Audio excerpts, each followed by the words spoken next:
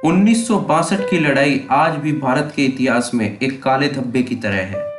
आज चाइना जब भी हमसे युद्ध करने के लिए आता है तो सबसे पहले वार्निंग में वो हमें 1962 की हमारी हार याद दिलाता है। नमस्कार दोस्तों, मेरा नाम है अतुल और मैं स्वागत करता हूं आपका अपने चैनल एक्सप्लोरर्स में। आज हम बात करने वाले हैं 1962 की भारत की हार के बारे में। भारत चीन युद्ध में किन कारणों की वजह से भारत चाइना से हार गया था, और फिर हम बात करेंगे कि अगर आज लड़ाई होती है तो कौन जीतेगा, या फिर फ्यूचर में लड़ाई होती है तो भारत चाइना से कैसे जीत सकता है। तो चलिए उन फैक्टर्स को एक्सप्लोर करते हैं हमारे चैनल एक्सप्लोरर्स में।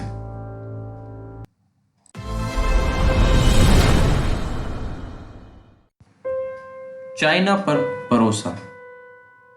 हिंदी चीनी भाई भाई, ये नेहरू का दिया हुआ नारा था भारत और चाइना की दोस्ती के लिए।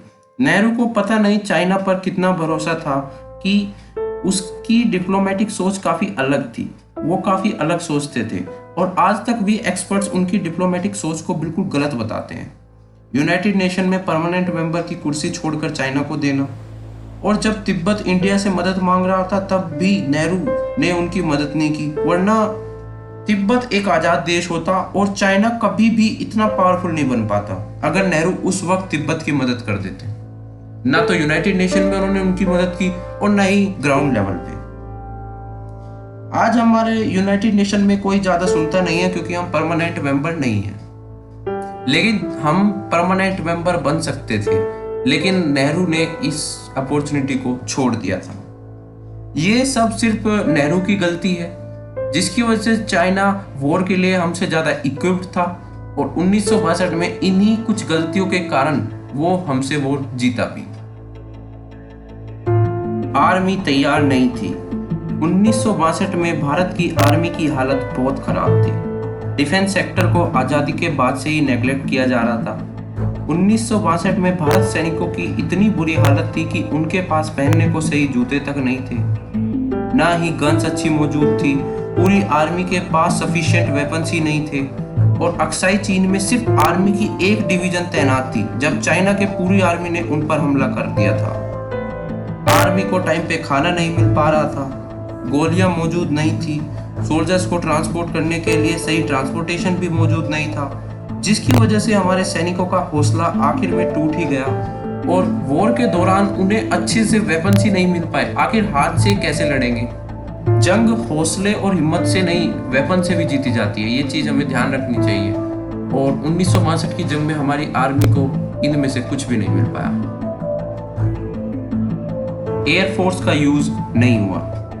ये काफी चौंकाने वाला फैक्टर है जो एक्सपर्ट्स को आज भी इंडिया की लीडरशिप पर सवाल उठाने को मजबूर कर देता है। जिस समय चाइना अपनी एयरफोर्स का यूज कर रहा था, हमने अपनी एयरफोर्स का यूज नहीं किया, क्योंकि हमारे लीडर्स का मानना था कि अगर हम अपनी एयरफोर्स का यूज करेंगे तो चाइना अपनी एयरफोर्स से हमें ज्यादा नुकसान पहुंचाएगा, जबकि ऐसा था भी नहीं। चाइना की एयरफोर्स उस समय पर हमसे बहुत कमजोर थी। इंडियन एयरफोर्स का यूज उस समय सिर्फ ट्रांसपोर्टेशन के लिए हुआ। अगर एयरफोर्स का यूज होता तो शायद अक्साई चीन आज हमारे पास होता। इंटेलिजेंस रिपोर्ट का न मानना। नेहरू को जंग से 2 साल पहले ही इंटेलिजेंस और मिलिट्री रिपोर्ट थी कि चाइना अक्साई चीन को हथिया सकता है, लेकिन नेहरू ने चाइना के साथ अपनी खोखली दोस्ती पर ज्यादा विश्वास रखा इंटेलिजेंस रिपोर्ट के मुकाबले। लीडरशिप का ना होना। जंग से पहले और जंग के दौरान भारत की डिफेंसिव अप्रोच रही। ये बात माननी होगी कि उस समय भारत की लीडरशिप बहुत खराब दौर से होकर गुजर रही थी। जब चाइना ने हमला किया तो भारत के लीडर सही डिप्लोमेटिक डिसीजन ही नहीं ले पाए और भारत जंग में हार गया और हमने अक्साई चीन खो दिया। अब और अगर भविष्य में हमारी जंग चाइना से होगी तो हमें कौन सी चीजों पे ध्यान देना होगा जिससे हम जीत पाए? सबसे पहले हमें ये मानना होगा कि चाइना करंट में वेपन्स में हमसे काफी ज्यादा ताकतवर है। पहले तो हमें अपने डिफेंस सेक्टर को अपग्रेड करना होगा। आर्मी की क्वांटिटी नहीं, क्वालिटी मैटर करती है, तो हमें अपने आर्मी को बेटर वेपन्स प्रोवाइड करने होंगे ताकि पिछली बार वाली गलती हम फिर से ना करें। दूसरा सबसे बड़ा फैक्टर है अमेरिका के साथ अलायंस।